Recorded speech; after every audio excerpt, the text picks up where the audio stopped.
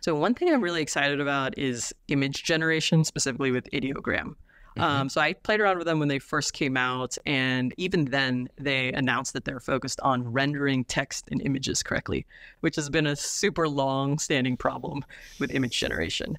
And because of that, it's hard to use some of those images for like Instagram, Pinterest, social media posts, because like the text doesn't make sense. It's really wonky, yeah. Yeah. Because I ran an experiment, I think in January, where I auto-generated 1,000 blog posts with AI, including images using Dolly, and like the text is messed up in half the images. Like it doesn't look right. It takes away from the quality of the blog post and everything. So it's going to have huge implications for like social media posts, infographics, like that type of image content, which I'm super interested in as a creator. My name's Sabrina Ramonov, and I'm an AI educator and content creator, and you're on Behind the Brand with Brian Elliott. Hi, everyone. Welcome to another episode of the show. Sabrina, welcome. Thanks for having me. I usually ask my guests, how did you get this job? I kind of fell into it. So my first company was an AI startup that I sold before ChatGPT, before generative AI. And it was honestly so difficult building technology from scratch at the time that I swore I wouldn't do AI again. But what happened is my family came over, my husband and I, we finally bought a house, settled down, and they were inspired by all of the AI art we were making around the house. And they realized like they could do that themselves. And I kind of had a light bulb moment that most of the world still doesn't really use AI, and that there's a massive opportunity to educate just everyday people like my family members who don't have a technical background, educate them on how to use AI for their daily work, their daily life, and for creativity and enjoyment. Yeah, put a timestamp on that. What year are we talking about? Yeah, so my husband was my co-founder for my startup. We graduated Berkeley in computer science 2013, started our company 2014, and we were doing real-time speech recognition, natural language processing on live phone calls like this. So we had to build out an entire technology stack. This was before Google released streaming speech recognition as an API. So it was before all of that.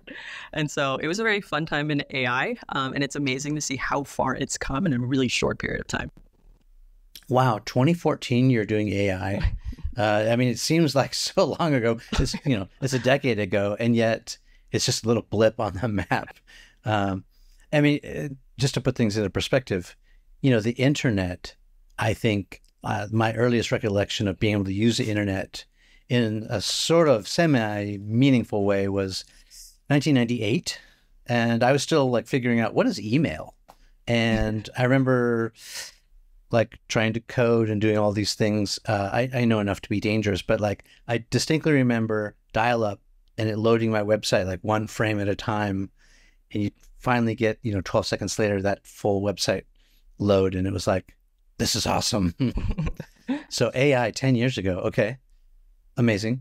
And so was that profitable for you, that exit? Or was it just like so early that you couldn't really...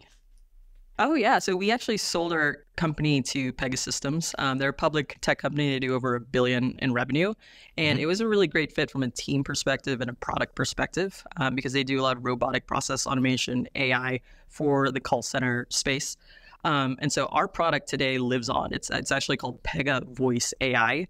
It's supposedly deployed with, I don't know if I can share, but it's deployed in large enterprises in the US. And so very successful from a team point of view acquisition as well as a product portfolio acquisition for them.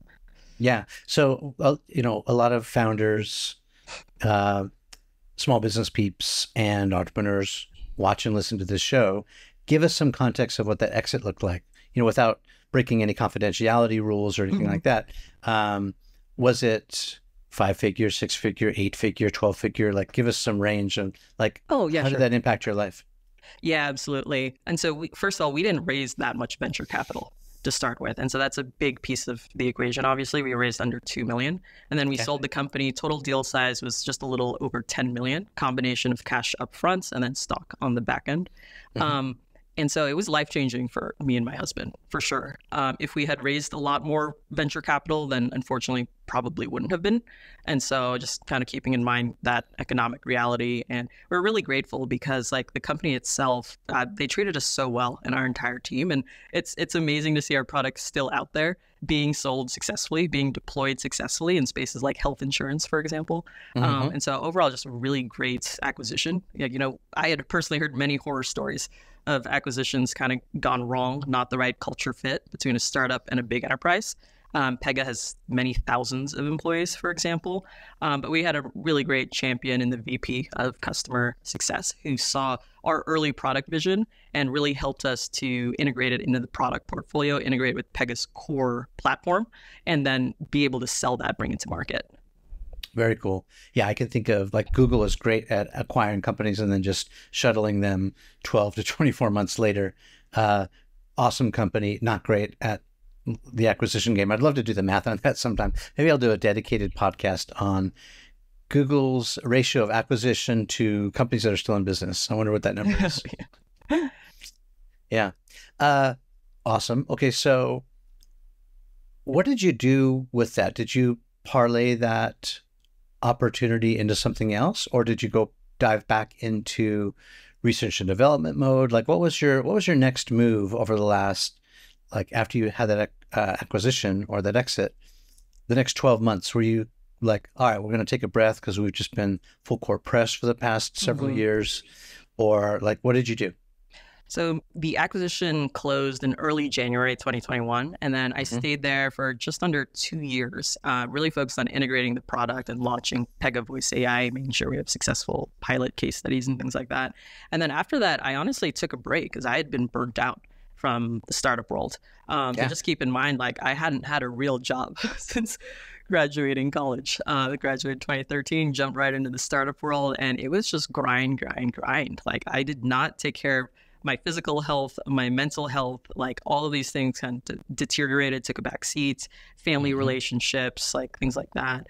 And so I honestly took some time to just, both me and my husband, we just took some time to do things we didn't get to do in our 20s. Like we traveled a bit, you know, rebuilt relationships with family, got our health in order, fixed our sleep. Like I have sleep apnea. That's a whole other big thing. And so, yeah, I started creating AI content and education just earlier this year. I believe April or May is when I started. And prior to that, I was just really trying to heal from that experience and reflect on if I'm going to do something else, like what are my parameters? Like, what does that look like for me? Work-life balance or life-work balance? Like, what do I want that to look like in my next venture? Yeah. So let me ask the question. You know, you graduated Berkeley. It was nose to the grindstone, full court press for sounds like 6 or 7 years straight. You had the exit. It gave you some financial freedom. Looking back, would you do it all the same way again? What would you do differently? Was it worth it? It was absolutely worth it, but I would do so much differently. Such as? So in 2013, when we graduated, there was a lot of hype and it was very easy to raise investor funding. You know, like we had zero track record and we were able to raise money without much to show for it in terms of track record, in terms of traction. Nowadays, I would focus on like, for example, partnering with an influencer who already has an existing audience and then building something really specific to that audience so that from day one, you have a set of really engaged folks giving you feedback, constant feedback, and who are bought in, like emotionally bought into the product because they're bought into that creators mini community. We definitely did not do any of that at all. And it's only very recently that I kind of became a creator and saw the other side of this world. Like my background's in tech, my background's computer science and physics. And I never really saw this other side of the world where you can be a creator and have opportunities come inbound to you. You know, have customers and people who want to work with you come inbound to you. That was completely foreign to me during my first startup. And so that's a big one that I would flip on its head if I were to do another company or advise someone who's doing a company. Yeah. So let's talk about that. Your TikTok channel is popping off. You're on YouTube as well. Where else are you sharing content? Yeah, so I'd say primary is TikTok, LinkedIn as well. I share content, Instagram, YouTube. I have a newsletter. I'm not super active on X. Part of that's because I keep getting banned. Like I've been banned 5 times. I've had to create 5 different accounts. It's really tough for me to keep investing in, and I have no idea what's going to happen. Okay, so let's break down or unpack each of those platforms and how are you acting any differently on all of those platforms? They each have a different ecosystem, but like, how are you creating the content different for each, if you are at all, and how are you uploading, if at all, different? Yeah, absolutely. So I treat TikTok and Instagram as top of funnel awareness. So very general, broad, but still actionable pieces of advice. So 1 minute video for Instagram Reels or a TikTok video, something actionable like a ChatGPT prompt. Or like, here's a new AI tool that came out. This is what it's useful for. It's a good fit for you. If you fit these criteria, it's not a good fit if you fit these other criteria, like something very actionable. And that's great for kind of top of funnel awareness, general awareness. Then I funnel folks over to my YouTube and my newsletter, which are much more technical. So I'll go through in-depth tutorials. For example, I built out a faceless AI video generation pipeline in Python. And so I walk through the exact code, how to do that, how you would do that if you wanted to set that up yourself. So I consider that more intermediate content. LinkedIn, I would say, is kind of a hybrid between the two. It's not quite technically in-depth. It's pseudo-technical. Usually there, I'll share like interesting news that I've come across and then just provide my perspective, my spin on it. And let's talk about the production value. So are you shooting from your phone? Are you shooting from dedicated camera? What's the production setup look like? Yeah, so for TikTok, Instagram Reels, and YouTube Shorts, it's all on my phone, front camera, no dedicated mic, no special lighting, and for women out there, no makeup. So it's quite raw in terms of production value. My YouTube, I do try to step it up a little bit. I care most that people can see my screen and like see what I'm pointing at and stuff. Right now I'm using a tool called Tele TV, which is super, super awesome. Highly recommend it. But you can kind of, create different clips and then change the layout of each clip. So my recent series, ChatGPT for Absolute Beginners, you can see where I'm using that there. So that's a fun one. And TV it's an app for editing, or it's is it like CapCut or something? Yeah. So it's a video editing. It's more like a Loom replacement. So it'll actually film everything, and then it has a lightweight editor as well with AI powered features. Trim silences, transcript based editing that Descript initially kind of piloted, but a lot of video editors have picked that up. And then really the cool part is being able to change the layout for each clip. So like I can have my screen and then like a square of me here, and then I can switch to vertical screen up here, me down there, and you can change the layout for every single clip. And what's the frequency and the rate? So like how many videos per day? Do you have like a content calendar? I'm drilling down deep because, I mean, we laugh, but like, this is the model, right? Like, here we are, 2024 and beyond, like, this is the way, whether we like it or not, right? Like, this is the way. And you just said, I had no idea that being out on the other side of this, it can result in all this inbound interest and inquiry and brand deals and new gigs and opportunities. So what's the frequency? Do you have a content calendar? Like, I'm going to do 1 a day or 6 a day or... So I don't have a calendar in the sense that I don't plan content in advance, but I do have what I call a quota. So I do 20 TikTok videos per week. And then I use a tool to repurpose that automatically. So I don't have to do anything manual, repurpose it to Instagram Reels and YouTube Shorts. And there's a lot of talk like whether that kind of automation hurts your reach. But doing that just alone on Instagram, I've reached like 1.5 million accounts in the past month, and I didn't even notice because I'm brand new on Instagram. I didn't even check, and that's completely automated. So that 20 becomes 60 pieces of content just through repurposing. For LinkedIn, I post twice a day. And then for my YouTube, I try to film twice a week. So I'll do 2 long form tutorials on YouTube twice a week, repurpose that into a newsletter twice a week.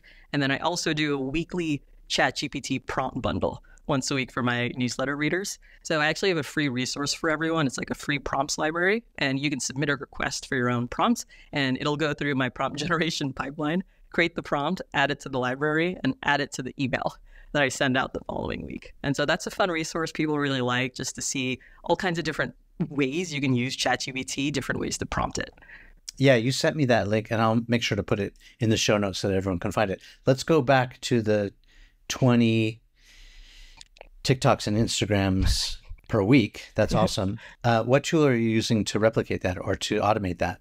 So I'm using a tool right now called repurpose.io, and it automatically takes each TikTok, removes the watermark, and then sends it over to Instagram Reels, YouTube Shorts, and also Google Drive, so I can save it, potentially reuse it in the future. Okay, gotcha. So it's the same video, but just you can upload it to any platform you want, and it's sort of automated. Yeah, exactly. Yeah, I haven't found anything better in terms of like being able to apply platform-specific or context-specific edits before you push it out. So repurpose.io will really only trim the video. For example, for YouTube Shorts, it's like a 60-second limit. So it just cuts it off at 60 seconds. Okay. It's not the greatest experience, but it's better than not posting on Shorts at all. Right. Wow. So you're basically a full-time content creator at this point. I mean, I try to automate as much as I can. And so that's kind of the fun challenge for me. Because I wouldn't say the number of hours has increased, even though my volume has increased per week. Right.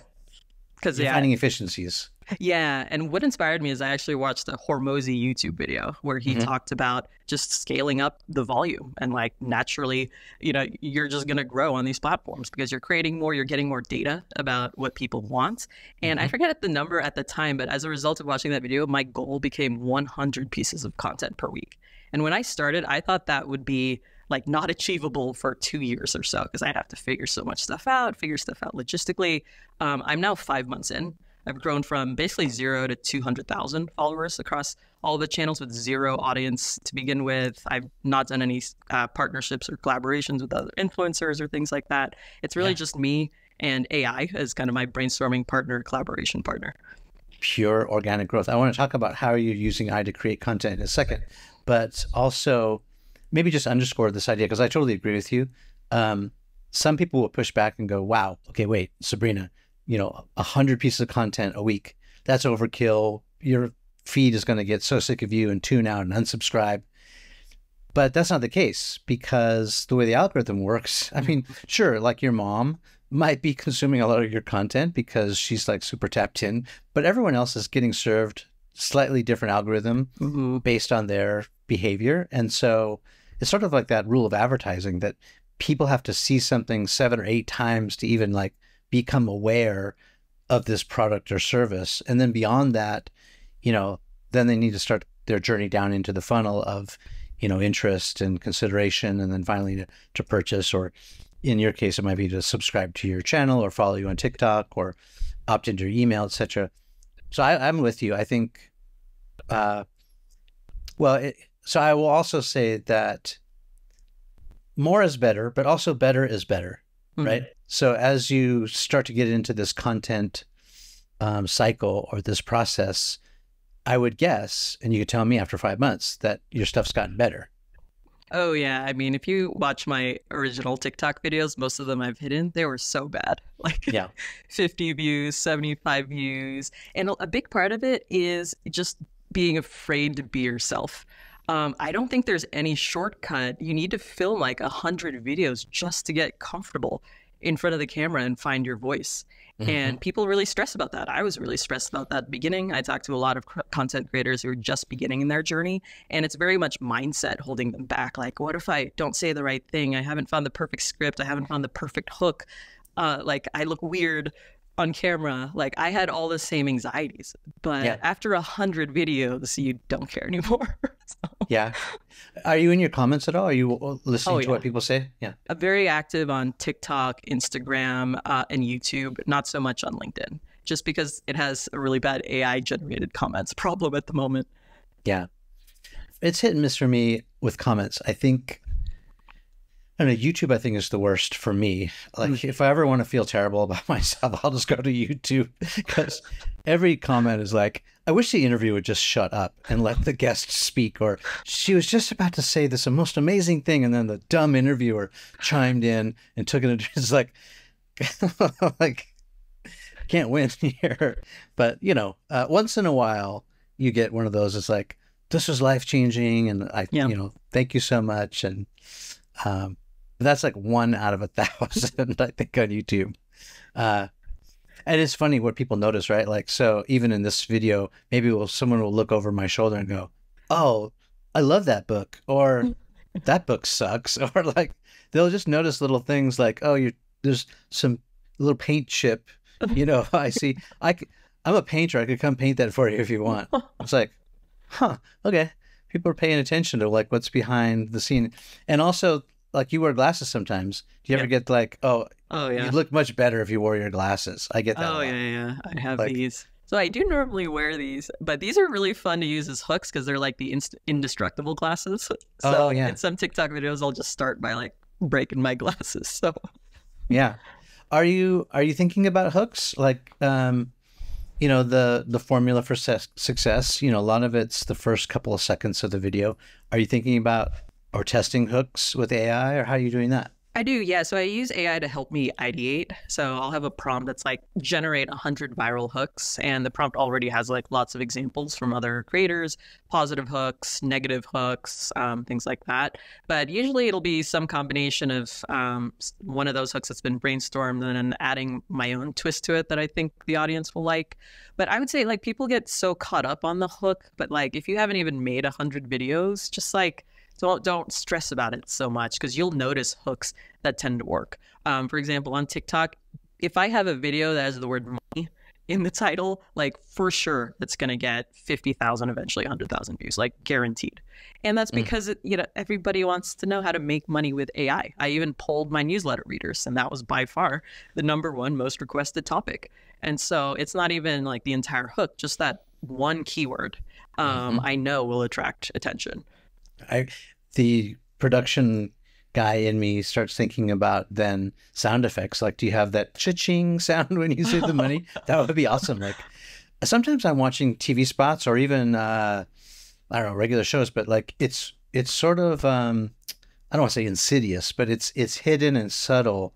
If you watch advertising nowadays on TV, they got a lot of those sound effects buried in there, like the ping that you would hear if you get a text. Like it's almost like Pavlov, right? Like you hear it and you want to like perk up or pay attention more. Same thing with a money sign, or like if you ever got a Venmo, it's like that cashing sound. You're like, you like, all is well with the world when you hear that sound, or Shopify story. You hear that. Are you thinking about those kinds of things at all? I haven't experimented with that, but I would love to, just because like that probably wouldn't take that much effort to add. I try to keep my editing time less than 10 minutes per video, so I'm always looking for like really simple things I can do, and I think that would work. Like if money's in the title, like that little sound. Yeah, it's subtle, but like I don't know, it's that kind of hidden advertising, the subliminal advertising that used to be so popular. To trick people into buying or get thirsty. Remember they would run like at the movie theaters, I think in the old days, they would like flash the Pepsi or Coke. It would be like even just like a half a frame. You wouldn't really see it, but then all of a sudden you're like, subliminal. I'm really thirsty right now. This is so weird. I think I'll run and go get a Coke. But anyway, yeah, you try that out. It might work. So what is the process then? Is there an order of operations? Like, okay, first I think of the idea, then second I do this. Walk us through that. I'm super curious on your process because, I want people to go check out your TikTok and your YouTube and your Insta. And I want them to sort of look at each because they're all a little bit different. And that's because the ecosystem is different, right? But talk about the process, the order of operations. Yeah, so I have two distinct processes. One is starting with the long form, and then the other one is finding really interesting news, for example, trending news, and then repurposing that for short form. And where are you? Yeah, and where are you looking for that news? Typically Twitter, Reddit, and Hacker News, or archive research papers if it's for LinkedIn.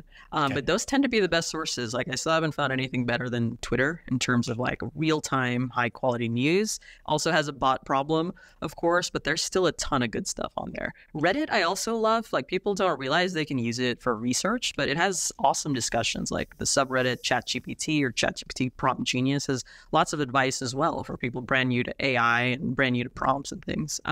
But yeah, so starting with the first workflow, so I'll start with a long form YouTube video. And to get ideas for what series I should do, I just ask people on TikTok. So the series that I'm currently doing is a beginner ChatGPT course for free that starts from the absolute beginning. Like, what is ChatGPT? How do you install it?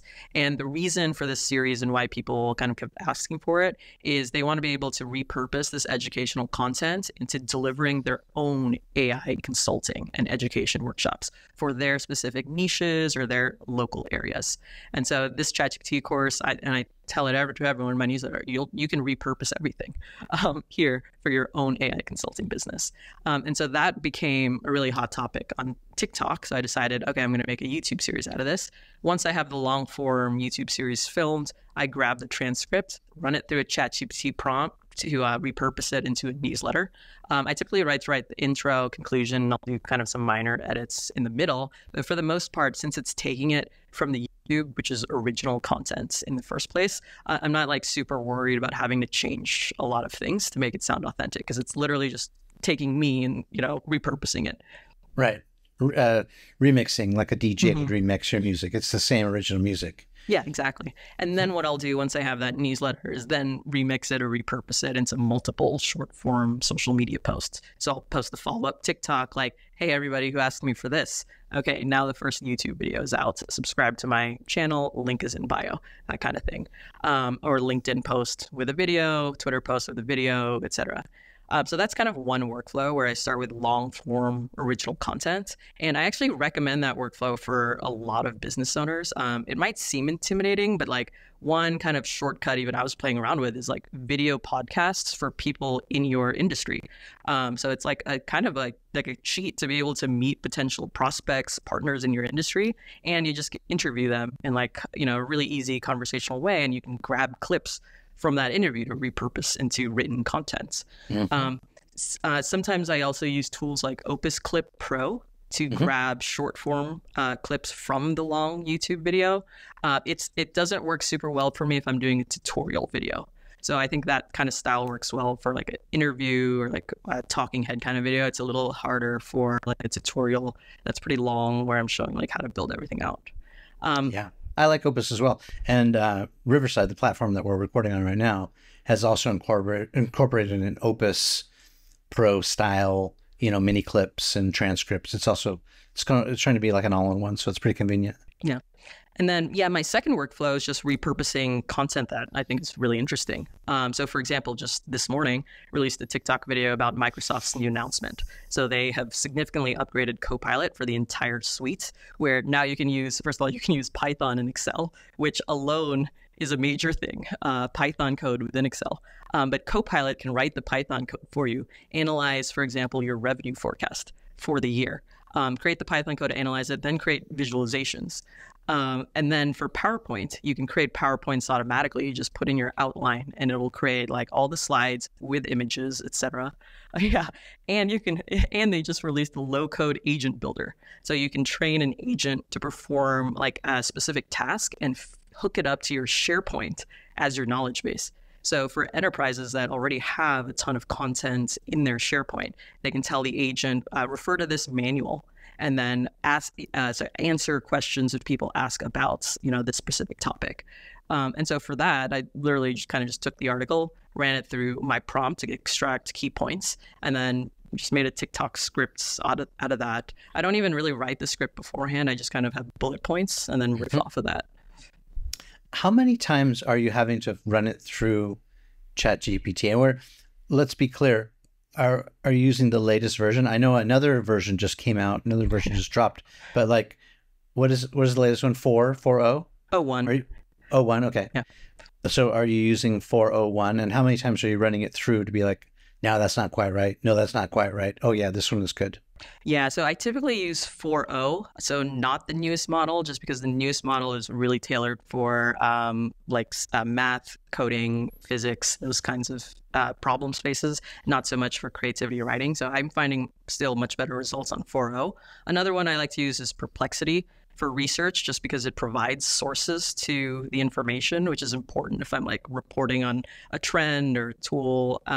Another one I like is Claude 3.5 Sonnet, just for the writing purpose. So I'll kind of interchange between all three of them. In terms of the number of times, I usually only run it once, but I add this to the end of the prompt so that I don't have to run it multiple times. I say, ask me clarifying questions until you're 95% confident you can complete the task successfully. And what it does is it spits out like 10 questions for you to answer with additional detail and context to the prompt so that the answer is significantly more relevant. And that's kind of just my cheat code. So I don't have to put in a ton of context up front. It's just going to ask me all the things I was unclear about. I love that. That's a great shortcut. So let me ask you, as someone who codes, how do you see this? Because I can weigh in on, like, because I'm a creator and producer. I have a video production company. We make pretty pictures with cameras and videos and sound. As a coder, do you see that AI is going to put you out of business, or do you see that this only gets you like 95% of the way, and then you, using your coding expertise or your human brain, can then refine the process, and this has just saved you all this time and made it, so there's no bugs and holes in your code and all that? Yeah, definitely the latter. I think the more technical you are, the more productive you will be with AI assisting you, because when you're technical, when you're coding regularly, you have so much knowledge about what tools to use, what frameworks to use, what architecture trade-offs there are. You have like all of that knowledge already. And so when you write a prompt to ChatGPT or Claude 3.5 Sonnet, or everyone's using Cursor AI right now for coding, you can write it in such a way that the AI will be more productive. You can clarify your spec, in other words. And then when the AI gives you a response, you can kind of figure out, does this even make sense? Versus someone who has zero experience in coding, it's going to be hard to judge whether a suggestion makes sense, it's the right way to go, it's going to be scalable and bug-free. And so I think folks who are technical are going to be the most productive with AI coding. With that said, though, you can definitely spin up an MVP nowadays within several hours. Actually, I had a friend who did not believe me. And then he sat down for 2.5 hours one night and built an app from scratch, 49 years old, zero coding experience. And then he basically apologized to me afterwards, because it opened his mind in terms of what you're capable of doing now that you really couldn't do this easily 10 years ago. Yeah. Or even a few years ago, I would guess. Yeah, and it seems like you can just audition whatever code that you've had the AI write, instead of going all the way through it and then finishing the loop, completing it, and then going and seeing what works. Like, you can just audition all the way through. And so, yeah, it just seems, because I feel the same way about production or creativity, writing, all these things that we've talked about sort of off camera. Man, to have the transcript from any given interview, run it through AI, because it is my original works after all, and then have it remix, DJ a new mix for a newsletter. Man, that just saved me an hour or hour and a half or 2 hours of noodling it, And then there's just a little bit of wordsmithing to maybe zhuzh it up just a little bit, as they say, and then off we go. Yeah. And I'm actually building a product because people kept asking for that. I wanted to call it Remix, but I realized SEO would be way too hard to rank for the word remix. So it's going to be called Blotato. And what it does is it can take like all of these different sources, like YouTube videos, articles, transcripts. You run them all through ChatGPT prompt, and it'll create content for your social media posts, for your LinkedIn, for your newsletter. And I primarily built it for myself initially because I had all these AI automations to help me streamline that. But it was getting wieldy, and it was quite clunky to like iterate on prompts, like having to open up Zapier, change the prompts there and stuff. And so, yeah, it's a huge need today, like remixing the content, being able to add your own voice, your own unique perspective as well. Yeah. So maybe let's do like a top 10 list. We prepared this a little bit beforehand. You have some thoughts. I asked you to sort of get it prepared for people who just know enough about AI to be dangerous, like me. I'm the perfect case study here of someone who's super interested. I'm already actively using it. I don't think I'm optimizing how I'm using it, but let's walk through this top 10 list that you put through. Okay. Yeah. So number one on the list, I think AI avatars is something that businesses should look at. You can create basically a long form presentation or course or training video or a product demo or marketing video completely with a faceless AI avatar. Like you put in your script and it creates the avatar talking. It can even create slides. So it's talking through a presentation. And for me as a creator, the most exciting thing is HeyGen specifically has the ability to take your short TikTok video and translate it to another language with your voice. And it also manipulates the video just a little bit. So it looks like you're speaking Spanish or you're speaking French and it sounds like you. So that's pretty massive because I get requests all the time. Like, can I get some of these AI videos in my language? And right now I'm currently not doing that at all. It's on my bucket list of things to do, and I'm super excited about using AI avatars, specifically HeyGen. I think is the most sophisticated, highest quality, but also pretty expensive. But excited to try it out for that. I love HeyGen, and I'm going to make a prediction today. What is it? September 17th, 2024.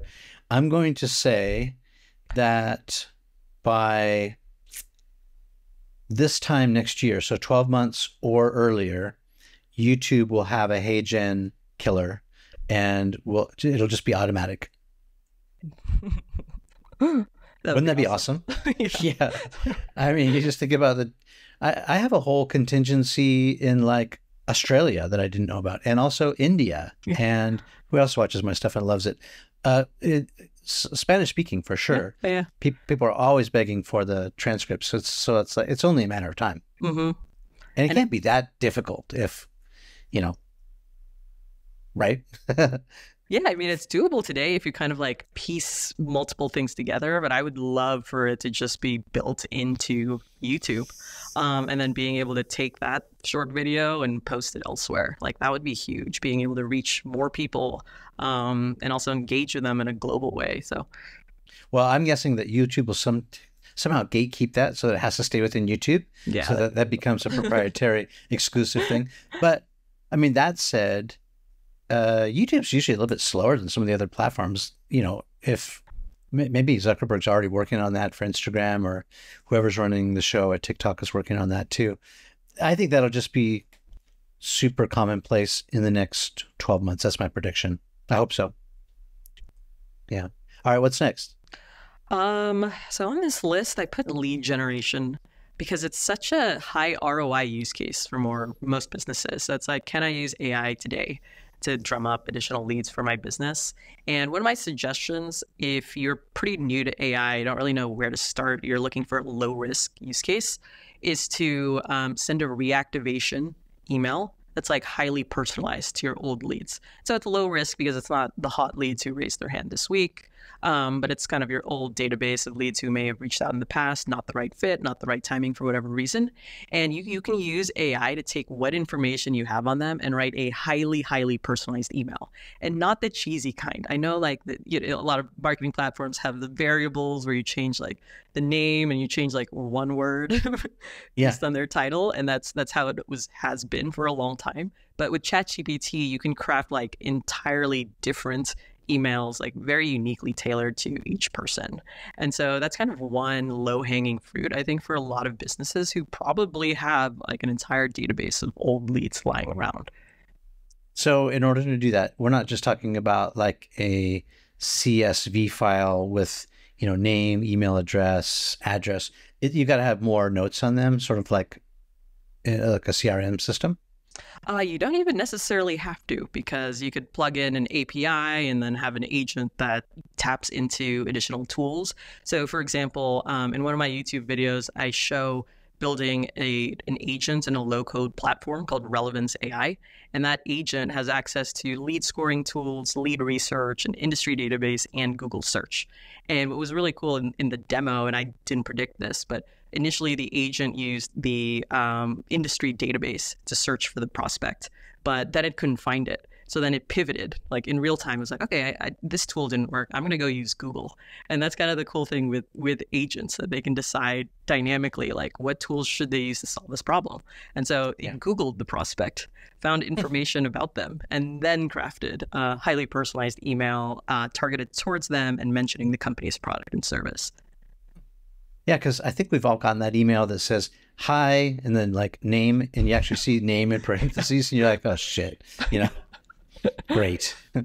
But I'm actually thinking, so I have several email lists. I've been running events off and on for the past 10 years where I do this podcast live in front of a studio audience.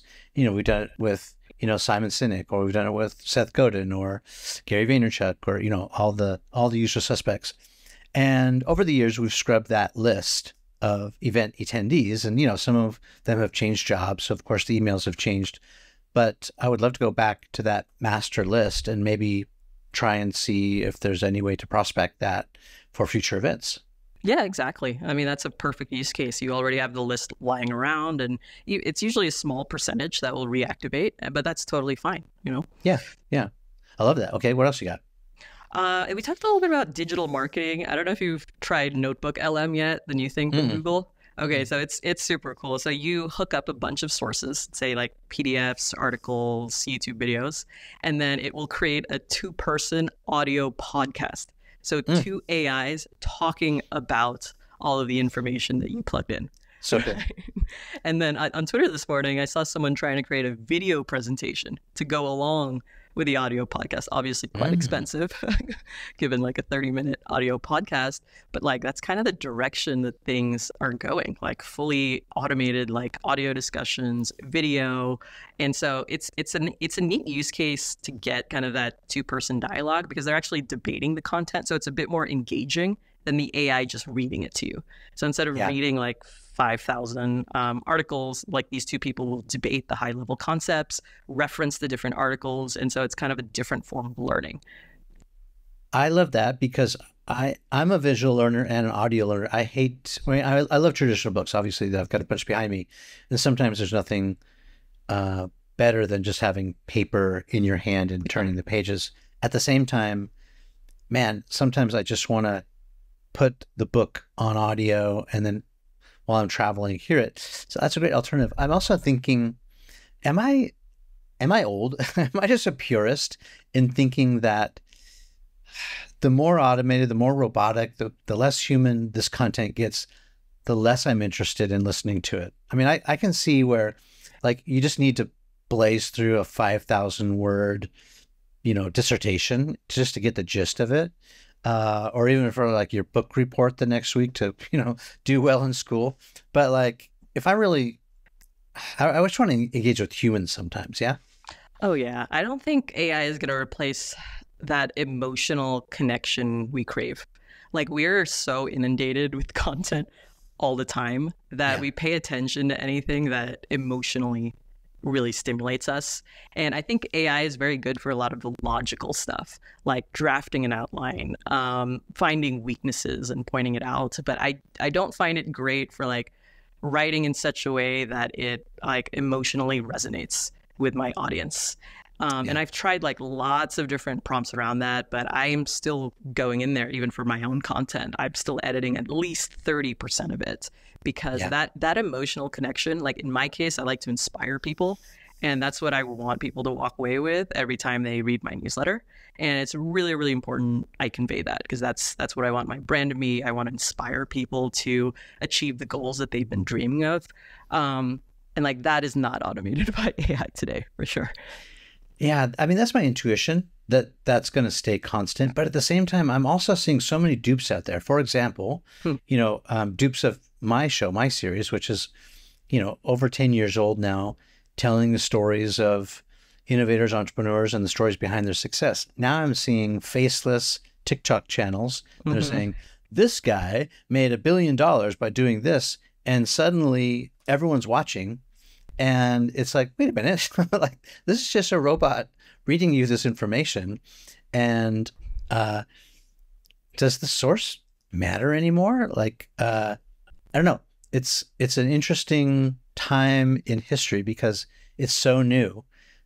And we're particularly TikTok, where we're just swiping. I think we care less about the creator, at least on that platform. And we're just consuming information.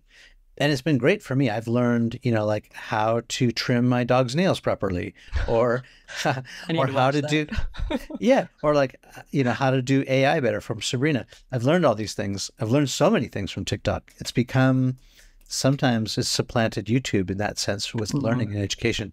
At the same time, the source has mattered less. It's just like, just give me the information I want. I don't care who's giving it to me. I'm going to assume, table stakes that it's correct. But you got to be careful because, again, that old journalism saying is like, consider the source. Like, who's giving it to you? Is it correct? It might be totally false. Yeah, that's why I consider TikTok very top of funnel Yeah. awareness. So, for example, I do follow some of those faceless channels, but then like I get very into those, so I always check the source, and like I'll watch a series like this to get the real meat. So to me, like the TikTok videos, it's almost like a teaser, and that's how I treat my own. It's like a teaser. Like the person who's really interested in knowing more, they're gonna like click and go Google it, like find more information about it. Yeah. It's a teaser or a quick fix because sometimes you do just need, oh, trim here, not there. And it's like, okay, this was solved in 45 seconds. Thank you. That happens a lot, but yeah.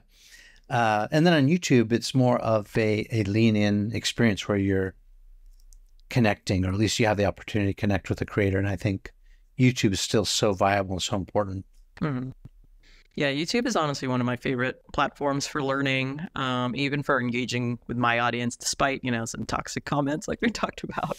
But it feels very intimate, like being able to watch for 30 minutes and see somebody answer all these questions in depth.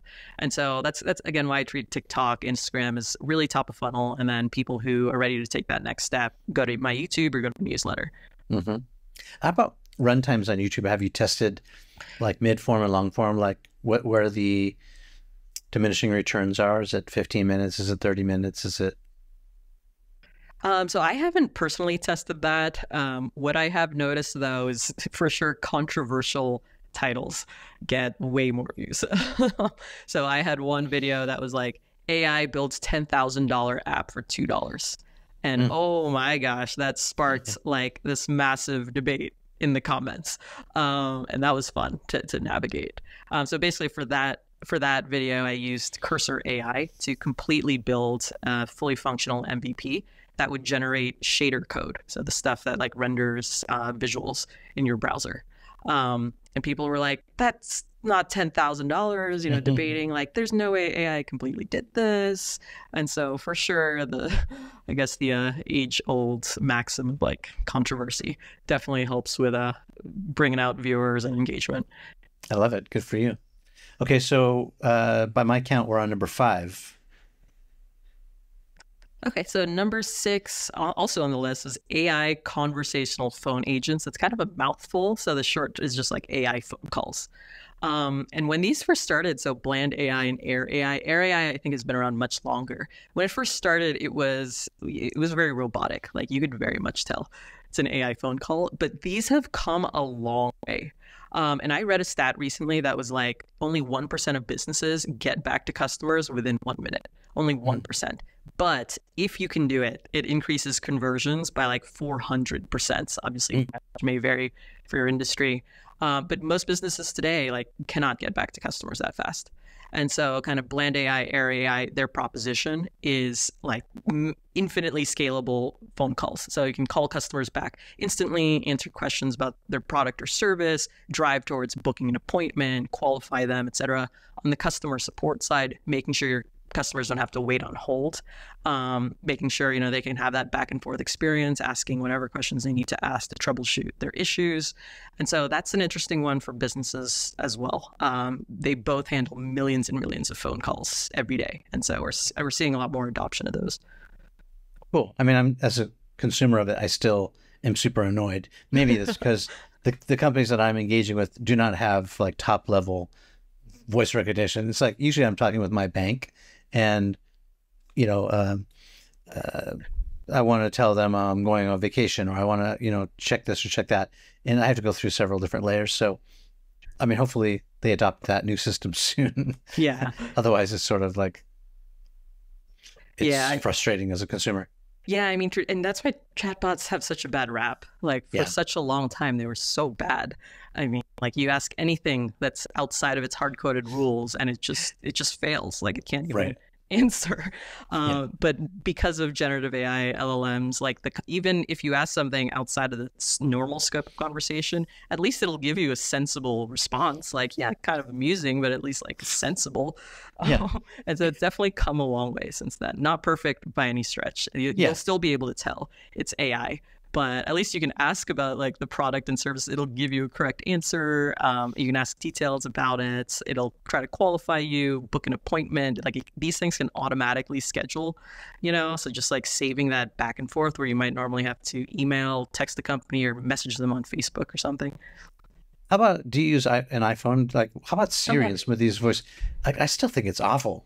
Oh, it's pretty awful. So, I mean, everyone's looking for. I'm looking forward to the new iPhone as well with Apple Intelligence, and Yeah. supposedly Siri is going to get a massive upgrade with ChatGPT powered functionality, and so I'm looking forward to testing that out. I haven't tested it out yet, but we'll see.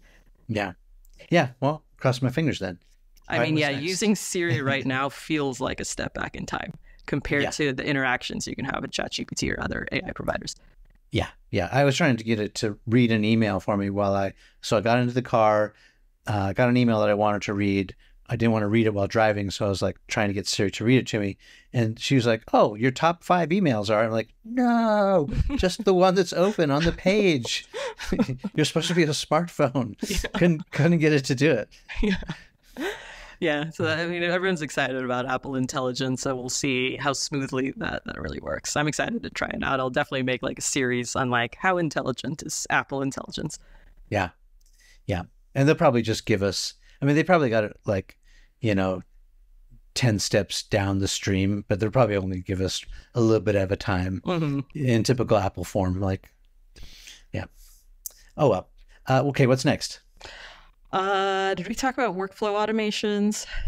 Let's talk about it. Okay, so for that, I mean, for a lot of businesses, there are manual things that a person is sitting there doing, but that are usually documented very well. Like maybe there's an SOP or an onboarding document or just like a process that somebody knows in their head. Mhm. And whenever this happens, it gets sent to that person to go do that process manually.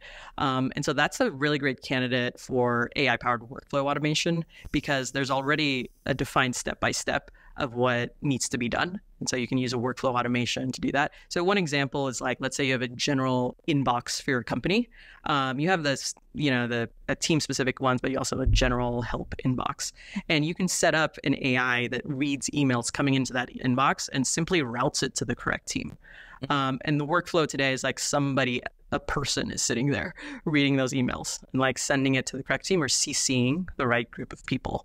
And so, but with AI ChatGPT, you can read that email. It can look at past examples as well. Like this type of email should go to billing. This type of email looks like an emergency. Escalate this to the VP of customer success, whatever it is. You can set those rules, and it just saves a little bit of time. Just helps improve productivity a little bit. So frees up that person who normally would have to kind of sit there and do it step by step.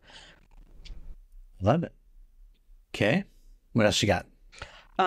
So kind of related to AI conversational agents is chatbots. So instead of voice chats, so a popular use case is on your website. So what's called RAG, retrieval augmented generation, just means like hooking up something like ChatGPT to a knowledge base of information. So it knows about your products and services and the typical issues customers might face. And so I'm personally noticing like Gen AI powered chatbots today are much smarter and smoother than like kind of the previous tradition. And what I mean by that is like they'll actually read my issue and their response sounds like they actually understood my issue and they surfaced a almost relevant knowledge base article. I know, right? It's like the holy grail what we've been trying to achieve with chatbots for the past 10, 15 years. Yeah. And I think that does save a lot of time. I was on one the other day. Can't remember what I was looking for, but I was surprised how relevant it was. And then finally I had to, just say agent, until I got a human to call me or text me back. But yeah, that's cool. And these are relatively, so, I mean, I know a little bit about the RAG powered chatbots. It's basically creating your own GPT, right?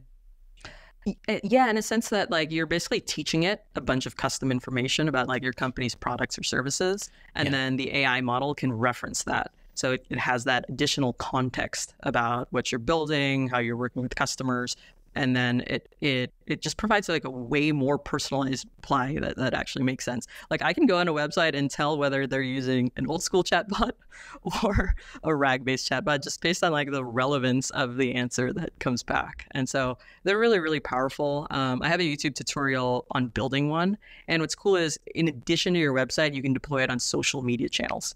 So like, let's say you have Instagram for business, you can deploy a chatbot there to answer like just like basic level questions or just answer questions when you're offline. You know, like maybe you get questions that come in, you're not online to immediately answer. You can disclose this is kind of our chatbot since we're out of the office right now, not in business right now. But then it can provide, a helpful answer to customers, and it'll do really well for like 75% of the beginner level questions people are asking about. Yeah. I mean, you're talking about answering DMs. Yeah, answering DMs. Yeah, it can be deployed on social media, on WhatsApp, SMS. Yeah, that's so efficient. Okay. What else you got? So one thing I'm really excited about is image generation, specifically with ideogram. So I played around with them when they first came out, and even then they announced that they're focused on rendering text and images correctly, which has been a super long-standing problem with image generation. And because of that, it's hard to use some of those images for like Instagram, Pinterest, social media posts because like the text doesn't make sense. It's really wonky. Yeah. Yeah. Because I ran an experiment, I think in January, where I auto-generated 1,000 blog posts with AI, including images using Dolly. And like the text is messed up in half the images. Like it doesn't look right. It takes away from the quality of the blog post and everything. So Ideogram is really focused on rendering text correctly in images. And they have a 2.0 version out. They have a beta version of their API as well. So you can start to integrate it into your products. And it's just so much better than anything else out there for text. So it's going to have huge implications for like social media posts, infographics, like that type of image content, which I'm super interested in it as a creator. Yeah, infographics, to be able to give it all the data and then have it come up with, I mean, that'd be super handy. Yeah, it's super time consuming today. Like I love Canva and everything, but it's still like really time consuming to put some of that stuff together. So yeah, I mean, you have to be a designer basically to understand the layout. That's a good one.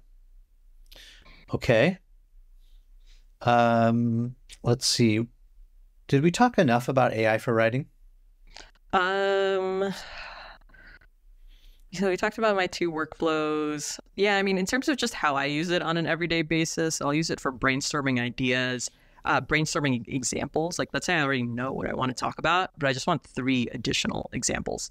So I actually did this recently because I made a blog post about basically young 20-year-old kids building viral AI mobile apps and like making a lot of money in a short period of time with those mobile apps. And I just wanted more examples of that.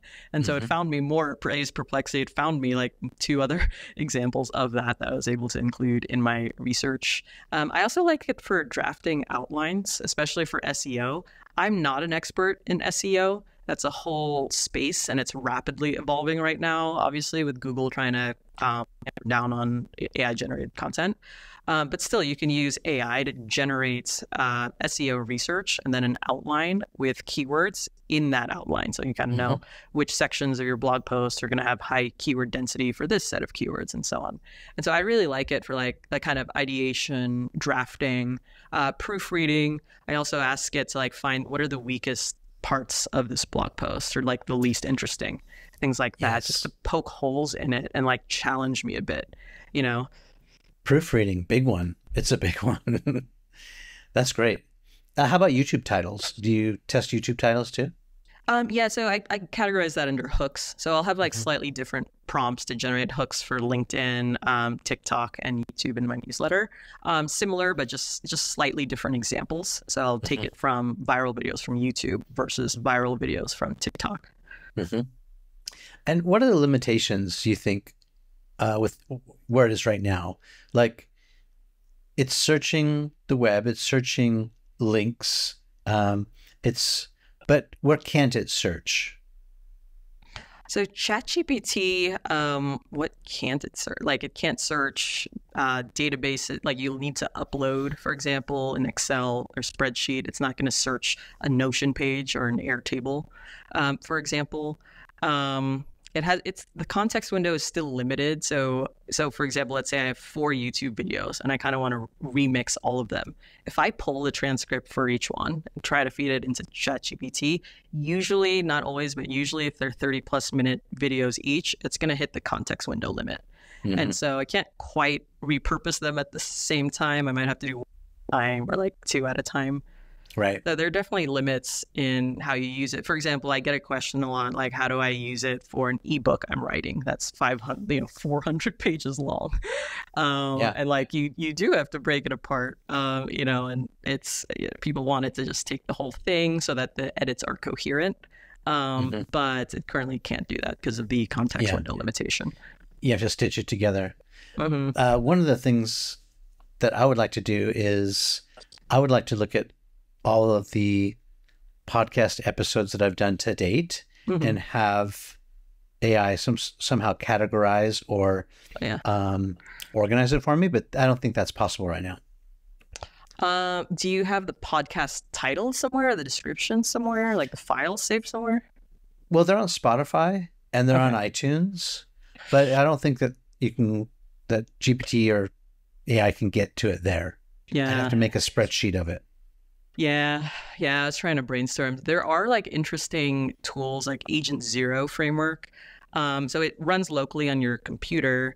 But for example, you can give it a bunch of directories and just be like organize and files, and it'll just figure out how to do that. But as far as I know, it currently is limited to like files on your local computer. Yeah. Okay, let's go to. Do you want to go to self-help and learning? Oh, sure. Yeah, that's a fun one. So sometimes I'll do a fun TikTok where it's like, how do I use ChatGPT as my business coach? I want it to be Alex Hormozi, or I want it to be Grant Cardone or Cody Sanchez, right? And so you can tell ChatGPT, like, read everything about Alex Hormozi on the internet, of which there's plenty, and talk to me, coach me like you're Hormozi. And then like just give it the set of problems that you're dealing with right now. And it's just really fun to kind of compare like Alex Hormozi's approach versus Paul Graham. So if you're in the tech startup space, Paul Graham will have a totally different demeanor and style of speaking and approach to building companies because they just build different types of companies. And so that's a fun one to do. When you were saying that, I imagined going through all of David Goggins. Do you know Goggins? No. So Goggins is most famous. I think, do you know Jesse Itzler? He sounds familiar, yeah. He's an entrepreneur. He's married to Sarah Blakely. Oh, yeah. So he wrote this book, Living with a Navy SEAL, and it was David Goggins. And so he learned everything about that. And then Goggins sort of became this legend because he's the guy that never quits. And he's kind of famous for calling up Joe Rogan on his birthday and saying, "Happy birthday, Joe. If you're sitting on the couch right now, get up, you little bitch." Every time I think about being lazy or having that extra cookie, Goggins is in my head going, "Don't you dare eat that, you little," So that would be a great fitness coach if you're trying to stay very disciplined like Goggins. That's a perfect use case right there. Yeah, I love that. Well, we're about out of time. Are there any like final ones that you want to talk about? So not so much for business, but this topic I think struck a chord with a lot of people. So I had viral videos on this on TikTok, on Instagram, but about U.S. health insurance of all things.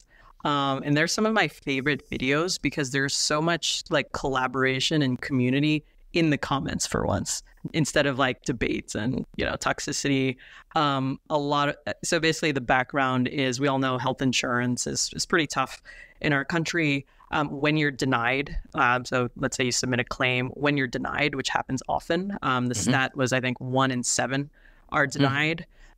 There's a startup out in San Francisco trying to leverage AI to help you write your appeal letter so that you can be approved. And the woman who is kind of pioneering this has been through that personal experience, like doing this manually, navigating that complex system manually as a patient and is now trying to encode her knowledge into a set of like AI prompts and workflows to help everyday patients appeal health insurance denials. And those were some of my favorite videos because a lot of folks jumped in there with background from healthcare. So doctors were in there giving advice on how to appeal health insurance denials. Folks who worked at health insurance gave advice on how to appeal the denials and get your claims funded. And so those are just some of my favorite videos because it showed a lot of community actually on TikTok and Instagram. A lot of people sharing content. So my plan is actually to scrape all of those comments and then repurpose them into a newsletter with some ChatGPT prompts to help. So let's say you need to dispute a denial, like where do you even get started, And some people gave really awesome advice there, which I want to credit them for, and I want to include that in the newsletter and stuff. Yeah, my mind started going to different verticals. So, in a different kind of insurance claims, like if you're in a flood or some sort of natural disaster and the company says that they're not going to pay for the damages. Or I thought about, so I have a 16-year-old son who's thinking about college, and I thought about grants. And, there's all kinds of grants available, free money for college if you can apply to them. Wouldn't it be great if AI could help you aggregate, or at least write to the different grant places, and then somehow you could automate that, and send your letter and apply for 100 grants and save yourself a lot of time. Yeah, and that brings up another point. Like another reason I think it unified people is because this was a use case of AI that everybody got behind. I don't think there was a single comment that was like, this is a terrible use case of AI. Like not a single one. Most of the comments were like, this is the use case of that AI should be used for. Like this is what I can get behind. And so it really like unified people in a way I hadn't seen before in a typical social media post. Yeah, that's so interesting. So maybe my last question is, where else do you see white space, like verticals or areas where they are not utilizing AI where they could be? I just talked about grants. I know everyone would love free money. And like I said, there's organizations out there that want to give the money. I think the problem is the dots are not connected. Like you don't know how to find them, or you don't know when the deadline is. Or you don't nonprofits, for example, qualifications. I think there are a ton. I think AI is very much in the tech industry right now. I don't live in a tech bubble anymore. So I used to live in San Francisco for a long time in my startup, moved to Salt Lake City. And even here, I rarely hear people talking about AI at groceries, at coffee shops or whatever. Whereas in San Francisco, everybody talks about AI everywhere you go. And so that it's a really nice reality check, I think, for me, because it reminds me pretty much every day that AI has not like truly been adopted by the mainstream. There's still a lot of like confusion and anxiety around it. And that was one of my motivations, actually, to start educating people totally for free about how to use AI, get comfortable with it. And one of my long-term goals there is actually to inspire people to be more active participants in the future direction of AI. Because everybody says, it's concentrated in the hands of a few. But how do you change that? My solution, I think, is educating a lot of people on what AI is, what it can and can't do, and hopefully inspiring people to be more active participants in the politics around it, like the future direction of it, the legality around it, the governance of it. And so I think, in short, I think there are a ton of industries that are ripe for AI innovation outside of tech. We talked about health insurance. I think nonprofit is a huge one as well. Education is going to be, it's already heavily disrupted by AI. And it begs the question of like, what is the new education paradigm? What does education look like in the age of AI, where you have a super brilliant tutor essentially at every child's fingertips? How do you personalize AI so that every single child feels like they're being intellectually challenged and has access to that? And so I think most industries outside of tech, have a lot of room for AI innovation. Yeah, I just thought about law too. Any field where like, and even medicine, like where you have to have a lot of knowledge. The human has to have a ton of knowledge base in their brain. Of course, books at their fingertips and access, but like if you could, for example, if you're trying to try a case and you want to see what precedent there's already been for this, you could probably ask AI to crawl, all the cases in just a matter of seconds, and then make a determination of whether or not you have a viable case or not. And medicine, same thing. Like if you're running through all the symptoms that are in the textbooks, and it can give you a top 10 list of what could be going wrong with this patient, would save a lot of trouble. People probably having to do those exhaustive blood panel tests. AI could probably cut through all of that and at least help the doctors give a more intelligent guess as they start to figure things out. So we're just at the tip of the spear. I love this. This is so great. Yeah, I mean, I remember starting to do an AI in 2014, and some of our mentors had done AI companies in the 80s. And even in 2014, we felt like it was early. Today still feels very early. Oh, yeah. So I think there are many, many industries, like you mentioned, like just for law, imagine an AI that is like hyper trained to debate against you, like poke holes in your argument, like analyze every piece of like digital evidence and find flaws. Like, yes. Yeah. All of it. I mean, the medicine excites me too, just because my sister's a nurse at Stanford Hospital. My sister went to Berkeley, and so both my sisters are up there. But medicine is so it's a lot of intelligent guessing. We just don't know what's happening under the hood. There's just every body is so different. The biology and our DNA and our makeup. We need like a supercomputer to be able to search the databases, even to search our own biology. Imagine, a RAG system for our body, right? That sort of knew everything that was already happening from, cradle to grave. Wouldn't that be awesome? I mean, we were just sitting back, chopping it up, reminiscing about the good old days and all that, tracking my roots, where I came from.